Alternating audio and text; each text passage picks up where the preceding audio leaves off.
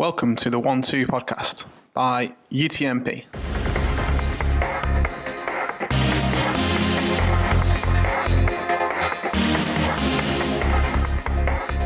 We had great camaraderie. I think the fan-player relationship was incredible. It's the best changing room by a mile that I've been in. You know, Unas does Trez or whatever it was he did. And I'm sure, Blackpool fans won't give a damn about that. It's just a short reminder to let you all know that our BFC Legend mugs are now on sale through our UTMP shop and also available on eBay too. This is going to help us raise some money to improve our content further and to go towards the running costs of the website too.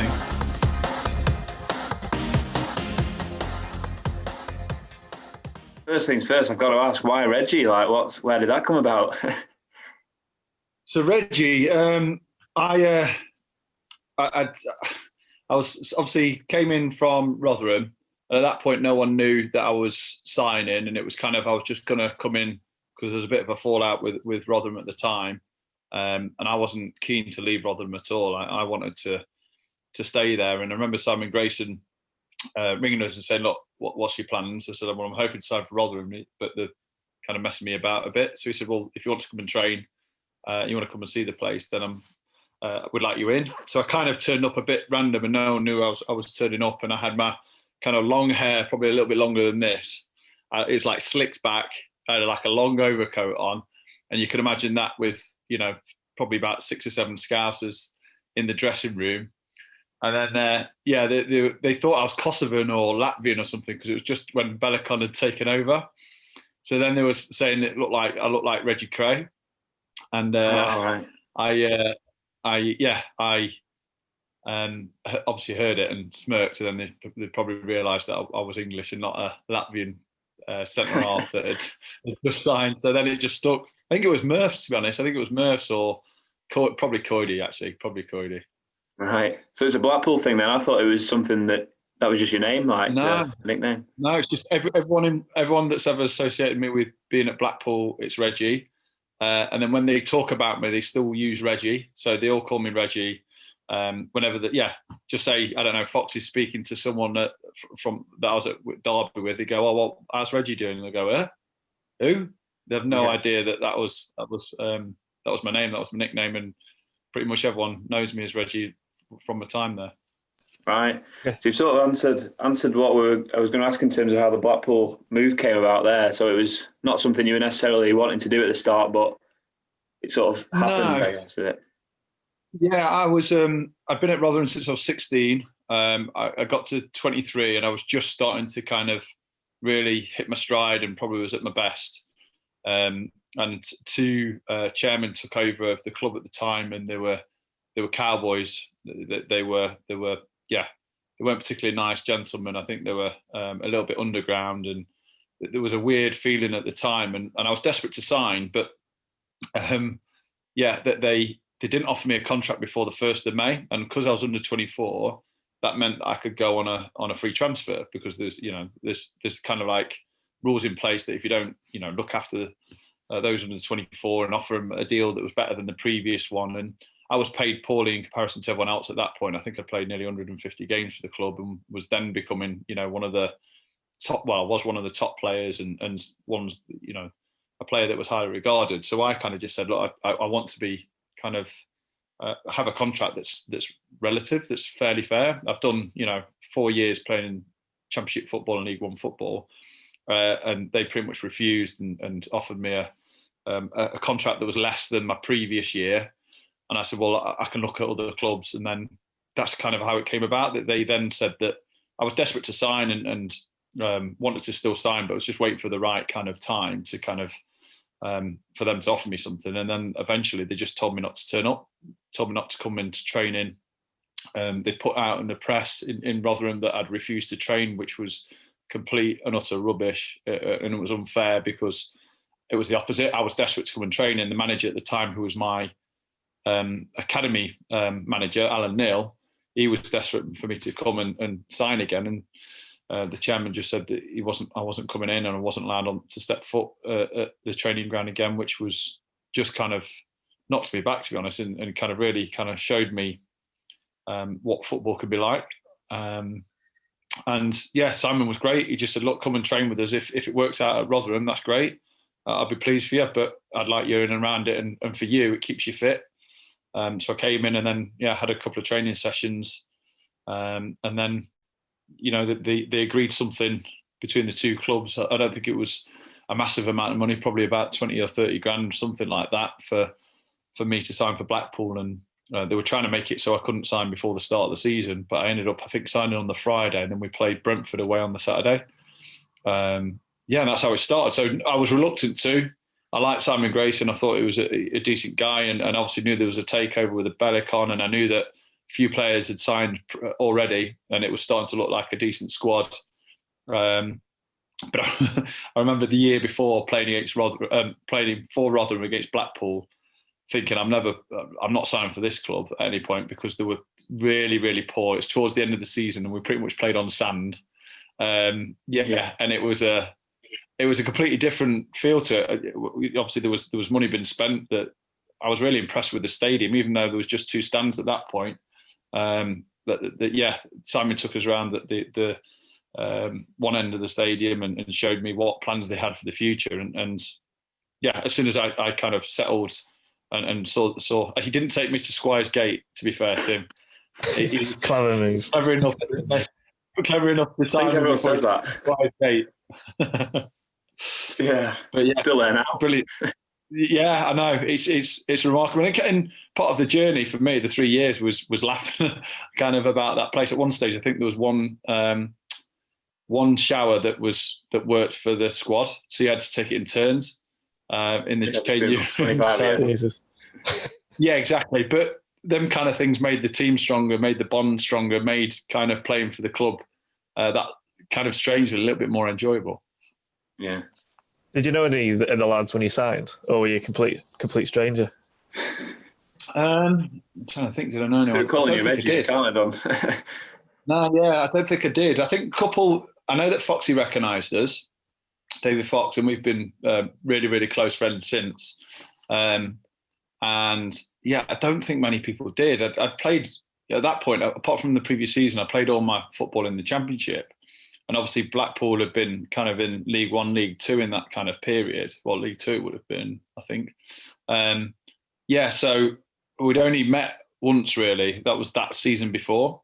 And at that point, I wasn't known as a player in that division, and probably hadn't had too many dealings with those kind of players. But quickly settled in, and the group of lads that was there and continued to grow over the years was just brilliant. Great set of lads. That was one of Simon Grayson's strengths, was signing good players that had the right attitude, the right mentality, that had that togetherness, and that was prominent not only my time there, but Ollie's time there as well, when he took over from Simon and obviously Tony Parks. Then when you got into the side, obviously started off quite well. We ended up obviously getting promoted that year, and I think you got Player of the Year that first season as well, didn't you? Stepping up. Yeah, it was kind of spread out between, I think, 3 of us, so me, Wes, and Evo. So I think it was like different parts of, you get your Player of the Year. I think there was obviously like the Gazette one, there was the Players one, there was the Club one, and it felt like there was quite a few that year. And I think between me, Evo, and Wes, we kind of shared the accolades. Not about 3 that is for League One.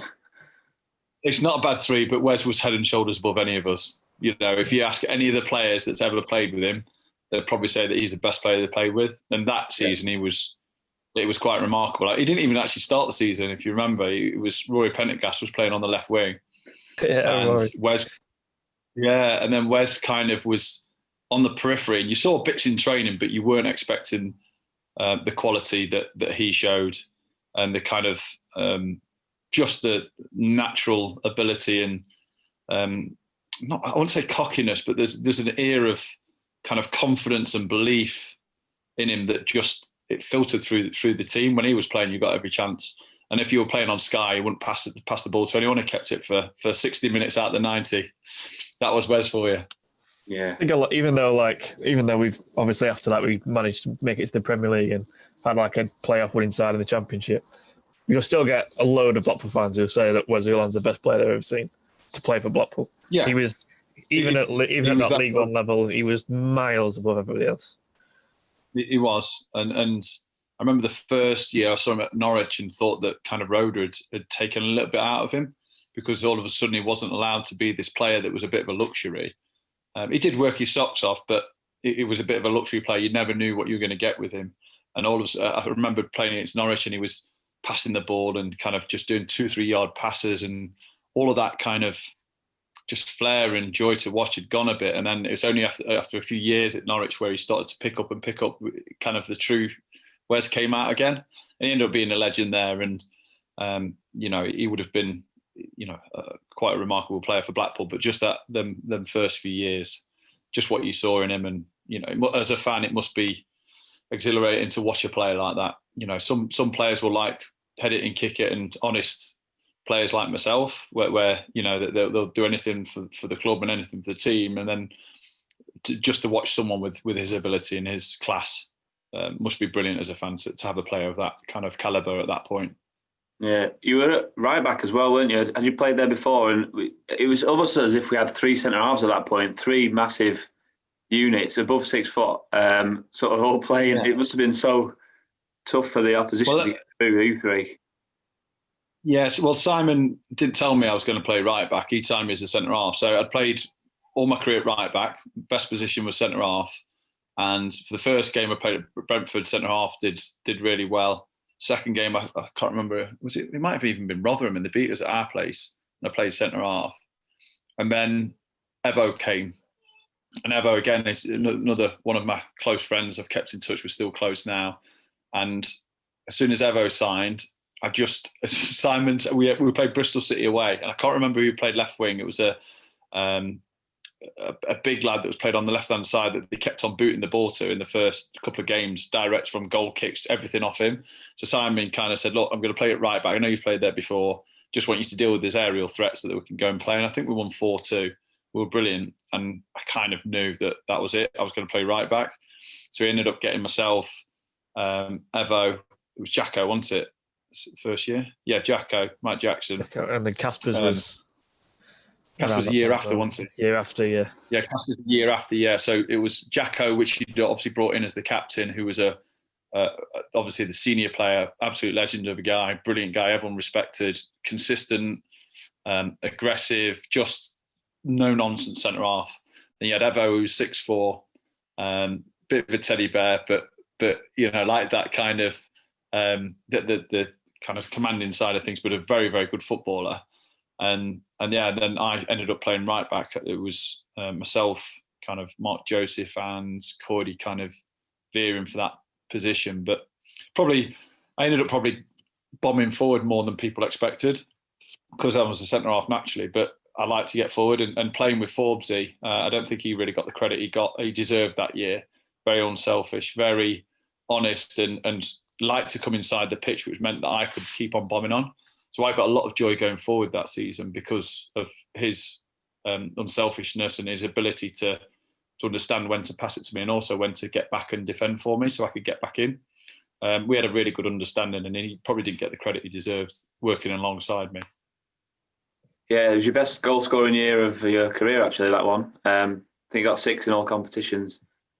Got forward. One of them came against Oldham as well in the semi-final, which was, up until that point, one of the greatest moments in Blackpool fans' recent history, in the last 20, 30 years, that Oldham away day. Obviously, we went on to for the Forest game in the Championship and things like that, but at the time it was unbelievable. Love that goal. Yeah, well, for the previous 3 or 4 seasons, I don't think there was expecting a team and a squad to be competing at the top of that division. Yeah. Now, if we'd started after 10 games, we would have been promoted. We were the best team in the league. Scunthorpe obviously got promoted top. I think they were clear at the top by 10 points or something, and we beat them twice, once away just before our Christmas do. So you normally book a Christmas do, and you have like a free weekend. And we had, I can't remember if we had Scunthorpe on the Friday night or on the Saturday night, but it was like, right, we'll do it after Scunthorpe. And we went to there and kind of battered them, and then we had them at our place towards the end of the season when they were pretty much already promoted, and I think we might have even beaten 4-1. And after the last 10 games, without a shadow of doubt, we were the best team in the league. And And we went into the semi-finals and the final, which is probably really rare if you ask most players. We knew we was getting promoted. We had no doubt whatsoever that we were going to win the games and we were going to get promoted. I think Robbie Williams told Keith Summer, I think it was. I remember watching an interview once, and Keith said that Robbie came in and said we'll win every single game till the end of the season. Like he could just feel that confidence and belief and how we were playing.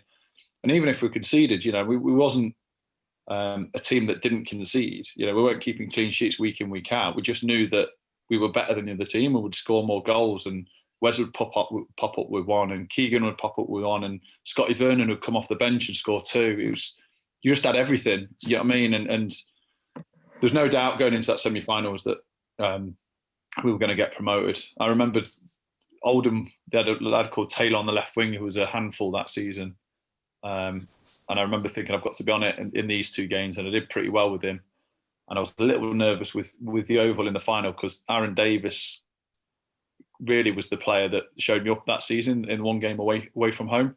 So I was kind of hoping for Forest because we fancied ourselves against Forest, and Yeovil were a tough team. And yeah, we got to the final and we had no doubts that we were going to get promoted. And it's probably rare for someone to say. Normally it's nervousness and anxiety and anticipation, but it was just, you looked around the dressing room, everyone was just confident, just knew I was going to get promoted. So who are your sort of mates at that time? You obviously mentioned a couple of them there in terms of Evo and everyone as well. What was sort of It was super close. I'll probably miss people out, but there was Klaus Jorgensen, Andy Morrell, Ben Burgess, Ian Everett, Mark Joseph, David Fox. I'm trying to think.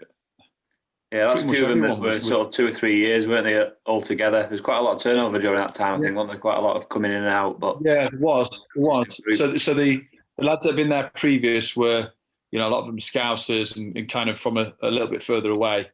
So it was kind of harder to kind of keep, I suppose, close with, not close because we were close around the training ground, but away from football. Often you get players that sticks in groups of 2 and 3.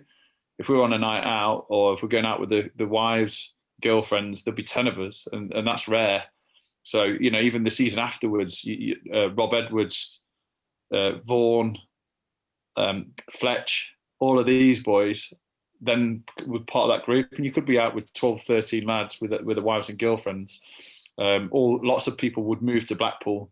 They were moving to St Anne's and Lytham to kind of be closer to it as well, because they knew that there was a close connection and people went out and interacted in and around there. So there's almost too many to choose. I probably forgot people. Forbesy was really close with us all. Beanie, even at the start, Beanie used to spend quite a bit of time with Beanie. So pretty much everyone you came along was part of it. Some more than others, but yeah, really, really close knit group of lads. Probably the best team in terms of team morale and camaraderie and tightness and a tight knit group was that first 2 years at Blackpool for me. Right. I think when Andy Morrell came on this podcast, he said I think he lived with a couple of lads, didn't he? Did he house share with a couple? If I don't know if he did, I would have thought it would have been Klaus. I mean, Klaus were very close, but right. I can't remember. What about yourself? Were you sort of renting there, or what was your sort of personal situation at that time? So I sold up in Rotherham. I had a place in Rotherham, sold up there, and then moved to Manchester. Right. So I've been with my wife since I was 16. So she wasn't my wife at 16, obviously, but we were both girlfriends at 16, and we moved out at Rotherham when I was 21 into a house, and then as soon as we signed for Blackpool, we went to Manchester. Absolutely loved it. I used to car share with me, Foxy, Beanie, Jacko, and Chubbs, Paul Chubka. Right. So we used to get in a car share, which was nice because obviously there's only once a week you'd have to drive to Blackpool and back from Manchester. Yeah. But yeah, there was a few in Manchester, and the rest were either kind of Liverpool. So you'd have your Coyders, your Murphs, your Keith Southerns, kind of that area as well, and the rest would be in Blackpool. So it wasn't, you got your groups even kind of if you were separated. So first 2 years was Manchester, and then in my third year, me and my wife decided we had our first child, and we decided to move closer to Blackpool to be around the family, so the Forbes' family and the Evos, Burgesses, all the kind of older, I say, players at that point that were kind of closer to the actual ground and closer to Blackpool, which was, I had 6 months living in St Anne's before Derby came knocking. Right. So yeah, that takes us on to the next. Then you had a couple of years in the Championship, which obviously we did pretty well, and then Ian Holloway came in obviously that summer, which unfortunately I think you were captain at the time. Were you made captain that summer or just before? Yeah. And it was all looking. Yeah, well, I was looking good. I was. Me and Rob Edwards kind of shared it a bit. I think he was the club captain, but wasn't playing all the time, so I was kind of like the skipper in the team. It got shared a little bit. Right. And how did the move to Derby come about? Obviously, it's sort of where you're from, isn't it? That sort of area. Was that sort of the main pulling point? And I think so. At that point when Ollie took over, I think we had maybe 8 or 9 players on the books. Keegan, I think, hadn't signed. Wes might have gone. There was a few others that were released. There were players that just hadn't signed because there was clubs that had come in for them. So first off, we just stayed up the previous season and it wasn't looking particularly positive. I'd played Championship football for the vast majority of my career and never even had a real sniff of a club the size of Derby. And I know there was probably about a dozen clubs in for us that season, and it was Derby and Forest that were probably willing to go the extra mile to try and get me. I wasn't keen to move particularly, and I don't think my wife's ever forgiven me for actually moving from Blackpool. But it just, at the time, it didn't feel like it was an opportunity I could miss. I think we were favourites to go down. We didn't have a particularly good team or squad at that point. I wasn't sure, like with Ollie, he wanted to play, this type of football and probably wasn't going to suit me particularly. And I remembered going to see Nigel at the Derby training ground, and if anyone's been, Moor Farm is just a joke. It's next level. There's 15, 20 pitches. There's the changing rooms, like at the moment now, there's swimming pools, the gyms, the saunas, there's food laid out for you. And in compared to what I'd had at Blackpool, it felt like a different world. Obviously, financially, it was much better for me to move. I'm from Nottingham, so it meant that going home was, with family around me, with my first child, everything was set up for me to go. And I spoke to Nigel, really liked him. He was honest. He said, "Look, you ain't here to keep competing at the top of this championship this season, maybe even not next. But I want people like you that are going to change this club around, and we need honest players and honest people about. And you're top of my priority. Whatever happens, I'll be signing you if you want to sign." I spoke to Carl Oyston and just said, "Look, I would really like to go. I think it's the right time for me. I think it's a brilliant opportunity. But if you can't get the money for you, I can understand. The right money for me, I can understand. I was never going to sit and sulk if they didn't sell me, because I was a professional and loved my time there. But I also said, look, it might be a good option for me." So I left it with him, and he dealt with all the kind of the financial side of things. And ended up agreeing a fee. And I went and saw Nigel, saw the training ground, saw the Pride Park, and it just kind of blew me away. So, obviously I've got lots of friends that are Forest fans that haven't spoken to me since. Yeah. But, I was a Forest fan growing up as well. And right. It was the right, I had a choice of the two. Forest rang up last minute, rang Carl and offered more money than Derby did. And Carl was trying to get me to go to Forest. I said, look, I've agreed with Nigel. I ain't going back on my word. I could have made, I could have earned more money going to Forest and maybe got another year or whatever it may be. I could have really kind of had them off between the two of them, but that's not me. That's not how I work. I was there to take an opportunity, and Nigel offered it me and was the most honest. And he's probably, the best manager in terms of looking after myself that I've ever come across. So people always ask, do I regret it? Because of obviously what happened with Blackpool that season, following season, and not for a second. I was there in the final, supporting the team and supporting the lads when they got promoted to the Premier League. I was there kind of to watch them celebrate, and that's a teammate. Do you know what I mean? It's part of that group. I wasn't there in that season on the football pitch, but there were still a lot of very, very good friends and people that I will forever stay in touch with and forever stay close with. So I was delighted for them. Yeah. How much did the club Blackpool change in your 3 years there then? Because obviously we got to that step up to Championship, but like you say, it was in a little bit of a mess when you left as well, and that was the biggest miracle anyone's ever seen in English football when we got promoted, of course. But how much did it change sort of on off the pitch in that time? Not massively. It was the same feeling the third year as it like of my contract there as it was first. It was just that same togetherness. We're still at Squires Gate. There were still 2 stands. Do you know what I mean? It was Tony had taken over that for the remainder of the season, which kept that kind of consistency with the approach and the players.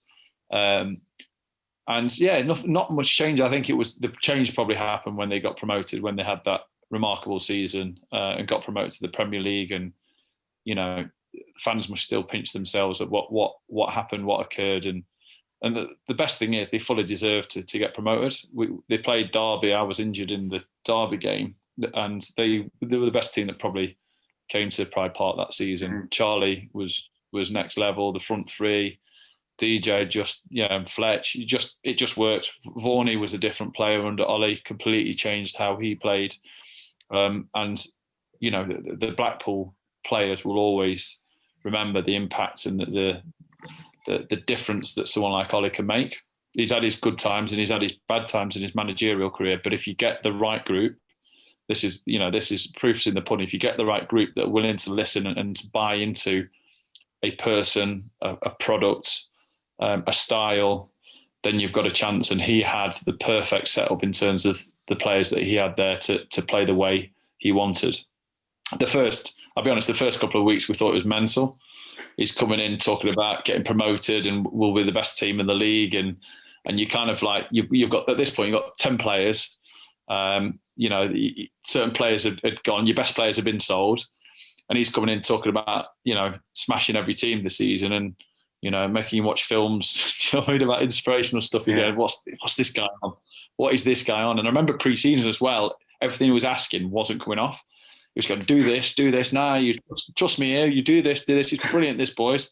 And I remember him trying to convince me that I was a ball playing centre half. And I'm thinking, oh my word, he isn't quite with it. But after the first couple of games, you saw something happen. You saw a change. You saw this kind of shift in mentality and shift in belief. And a lot of football's down to that. It's down to belief. You're all good footballers in your own way, but believe in what your coach says. Believe in how he wants to play. And how he delivered it was, even my short period there was fantastic. Mm. It was weird watching on from, obviously, just as a fan. I was sort of 17 at the time. And like you say, everything on paper suggested we weren't good enough for that division and we were going to go down that year. And he somehow turned it into what he did. It's unbelievable. Like, it was just a massive change. Like, I don't know how much Bellonas had an impact. Obviously, got a fee for yourself, which we reinvested into the likes of Charlie Adam and Neil Eardley, but I don't know how much of it was down to Bellonas really as well at that point. Yeah, if I obviously I wasn't part of it, but for me it's the manager. It's what he delivered and how he delivered it. Charlie and DJ and Brett coming back and Erds. You've got top quality players there. Charlie was good the 6 months previous, and we were looking to get him back, but he wasn't where he ended up being that season, which was the best midfielder in the league. I watched him obviously at Pride Park when I was in the stands, and the 2 centre halves got the ball and he pretty much ran and took it off him and said, "I'm doing this." And there's not many of them players. DJ, you look at the semi-finals and what he added to it. Fletch went up another level with Ollie without a shadow of a doubt. He was talented before, but all of a sudden, that front three and Charlie and Vaughan kind of controlling it. It was a delight to watch a positive, progressive kind of style of play. And he had to have belief. Ollie did, and he had to make sure that the players believed it as well. Because if the players didn't believe it would have been a relegation fight without a shadow of doubt. They had to buy into his whole process, and they did that fantastically. Yeah, obviously you can't have your cake and eat it, can you? But I always do wonder what it would have been like if Wes had stuck around. Obviously yourself, Kasper Skåks, who we sold as well. Like those three players were, obviously yourself being one, good enough to step up as well. It would have been amazing. We'd have stayed up. It's progression. Yeah, it's progression. It's you have to sell some players. Players have to move on to and you have to fill the void. And I know they had to sell me to get Charlie. And not putting myself down, but they wouldn't have got promoted if I was in the team and Charlie wasn't there. It's as simple as that. The deal that they did to get him there, I could say I did my bit. You know what I mean? I moved on so that Charlie could step in. But they needed that. They needed that money. They needed that to be able to get him in and to get DJ in. So in terms of business, in terms of that progression. Players have to come in and out of the team, and it's what you do to replace them and what you replace them with. And the business. And a lot of credit has to go to Tony Parks as well from 6 months previous, because he was the one who got DJ in on loan. He's the one who got Charlie in on loan. And to see them players before they signed him permanently was a massive thing for the club. Yeah. It was very much a perfect storm, wasn't it? With so many different factors all coming together at the exact same time. It's one of those moments that we know as Blackpool fans probably will not happen again in our lifetime. It was just complete freak of nature that all those things happened and it all fell into place as it did. Yeah. I think there's only been Leicester that is comparable. And I think that will be possibly in our lifetimes in terms of a rise of that magnitude. It's unfathomable. It's a bit of a miracle, and you boys were obviously at that age where you probably were at the height of kind of following a team and going around with your mates and watching football and seeing that and experiencing that. Unfortunately it's almost downhill from there, because you can't replicate that season in, season out. It's impossible. But you've been part of that. You've been part of that short period, that moment in Blackpool's history of seeing something like that happen. Perfect. Everything worked. Because the League One playoff semi-final, I was a ball boy that season at Bloomfield Road. So that was probably like I said, I think maybe my second or third year following Blackpool. So I think my first season in League Two, and then we always got promoted out of League Two in the first season. And it just and I just presume this is what following football is like. Every year the team gets better, and then next thing you know, we're at Anfield, and it's like, oh, this is football now, right? Yeah. The following 5 years was a bit of a shock. I think 25% of football is frustration and disappointment and just anxieties and depression based around it. But it's them moments that make it all worthwhile. If you didn't have so much negatives for your team, even as a player, there's not too many players that go, it's all been positive.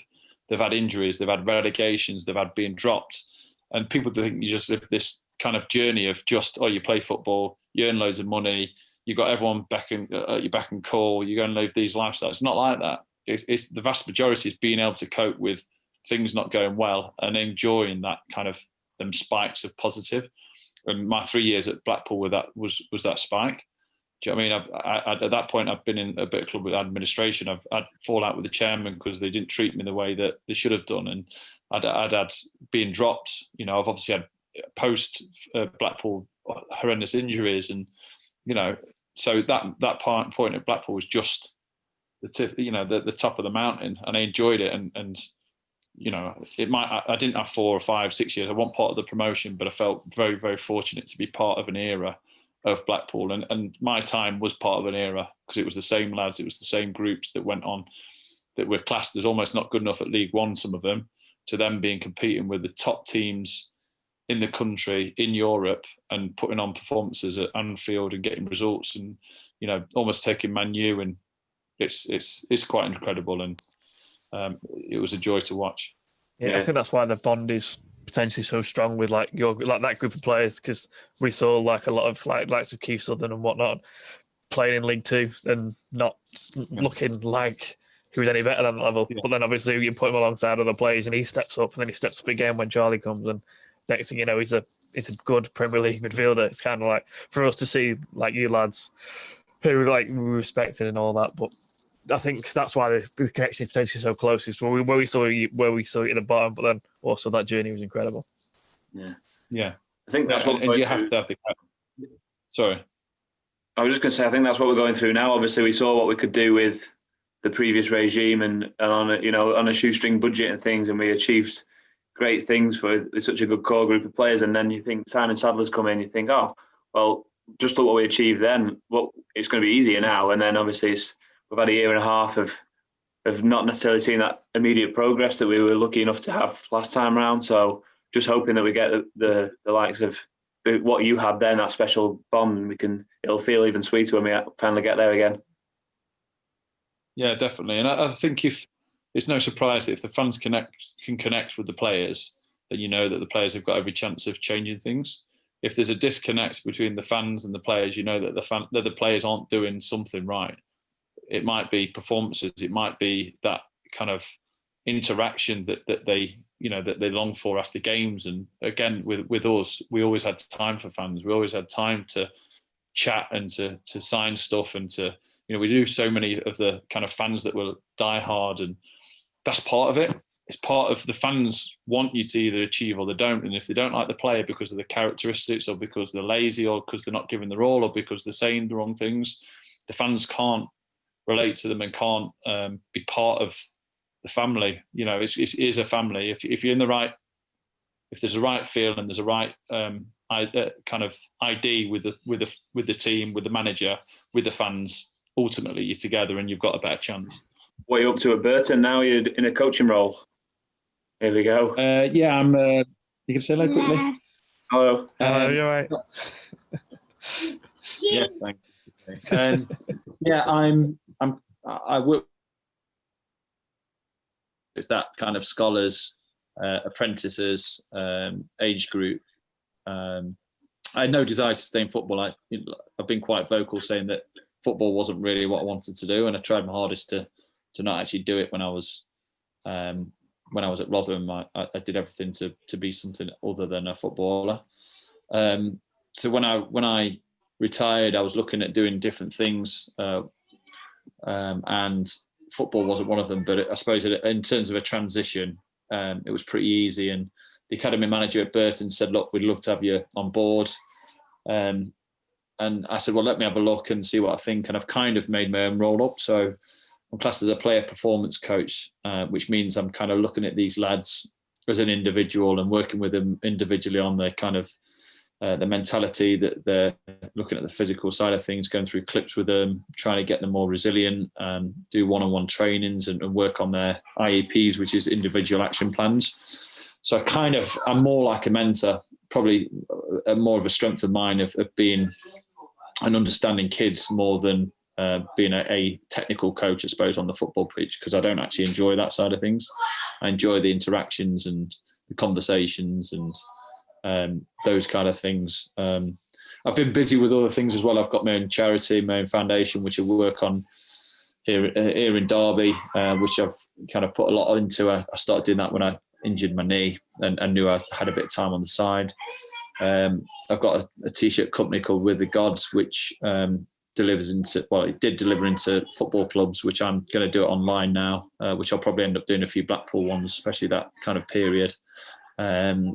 So I've been busy, but it's real life, it's work. Do you know what I mean? It's not the life that you have when you play football. There's no doubt about it. As long as you can cope with the highs and lows, it's a very privileged position to be in to play football. And for myself, I feel very lucky to have played the level I have done for the clubs that I've played for as well.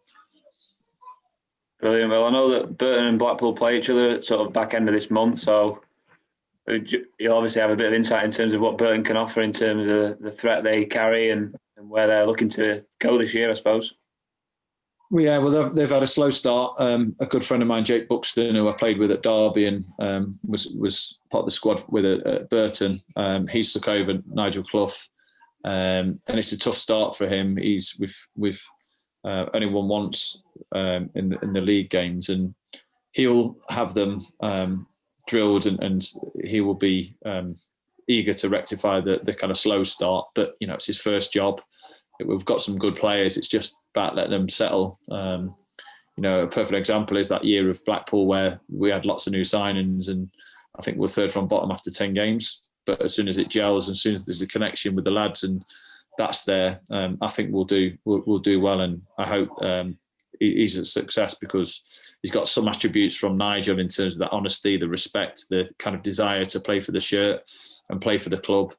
But he's also very forward thinking in terms of his professionalism and how the sessions are set up as well. So we've got some quality players. Obviously, Erds is with us. He signed in the summer. Neil Erdley, he's there.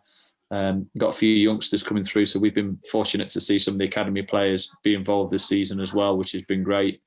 So yeah, it's going to be a tough first season for Jake, but we're going to be competitive. And there's one thing that he will demand, and that's that every lad gives it their all, good, bad, or average. You know that they're going to put the effort and desire in to try and win a game of football. So it'll be a tough test for both, I think.